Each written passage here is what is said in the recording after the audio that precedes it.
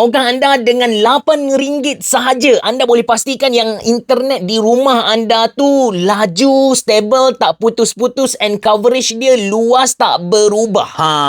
Anda kena beli kipas untuk router. Dia punya saiz tu boleh dikatakan tebal juga, ada 4 biji kaki supaya udara dapat mengalir di bahagian bawah. Udara sejuk bawah tu akan tolak router kita di bahagian atas. Tengok suhu sebelum saya letak router atas kipas, 45 darjah yang paling tinggi. Memang panas gila lah. Now saya dah sejukkan dia. Tengok suhu paling tinggi adalah 30 darjah dan yang rendah 22 darjah lah. Betul-betul berkesan. Cuma anda kena tahu dia memang ada keluarkan bunyi sedikit kalau anda nak set up yang senyap.